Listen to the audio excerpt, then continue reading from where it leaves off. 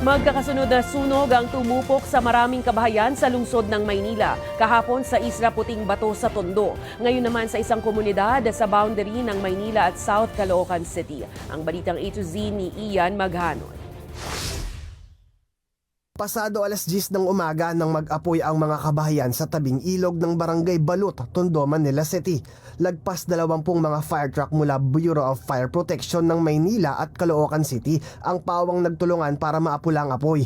Bali, nag-start yan, sir, sa AUR ng Caloocan. Pero since boundary na ng Manila, nagpadala na rin sila ng mga fire truck nila. Hindi bababa sa 15 mga kabahayan ang natupok at 30 pamilya naman ang lubhang naapektuhan. Gawa kasi sa kahoy at tabla ang mga nasunog kaya't mabilis din kumalat ang apoy na umabot ng ikalawang alarma. Mga ka-A2Z, nandito po tayo ngayon sa boundary ng Barangay Maypaho, South Caloocan City at ng Barangay Balut, Manila City dito sa Tondo kung saan patuloy na inaapula ng mga bumbero ang sunog na nangyayari dito sa lugar na to. Kung mapapansin ninyo, malaki yung usok at malakas yung hangin at meron pang nagsaseparate o humihiwalay na ilog sa lugar na to kung saan responde yung mga bumbero dahilan para mahirapan sila sa pag-apula ng apoy.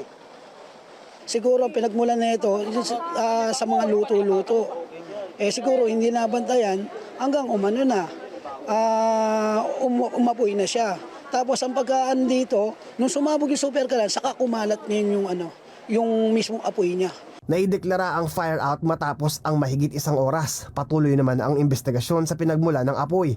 Wala namang nasaktan o nasawi sa insidente. Gayunpaman, tinatayang nasa 150,000 pesos ang naidulot nitong pinsala. Samantala, mas masikip pa sa lata ng sardinas kung magsiksikan ang mga bakwit sa Dalpan Evacuation Center.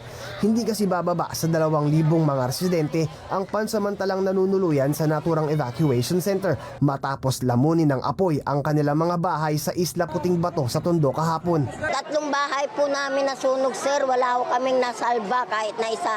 Ito lang sa katawan namin ang suot kong damit lang ang naano namin. Kaya si Aling Zenaida sa labas na ng gusali ng center tumira kasama ang kanyang pamilya. May mga kwarto naman daw, kaso ang problema, Mayroon po puno na ho eh. Kaya dito na kami saka sobra hong mainit. no choice na rin daw siya kundi ang magtiis, gayong wala na rin silang mauuwian pa. Wala pong tubig, saka ang dumi-dumi po ng CR. Wala ho kaming magamit. Kaya lumalabas pa lang ho kami, naghahanap po kami ng maiihian namin. Halimbawa, pag nagdumi kami, pumunta pa ho ako sa GAP ng ospital para doon ho ako nagdumi kaninang umaga. Sa ngayon, hiniling na ni Manila City Mayor Hani Lacuna na isailalim sa state of calamity ang Isla Puting Bato dahil sa nangyaring sunog. Para sa Balitang A to Z, Ian Maghanoy.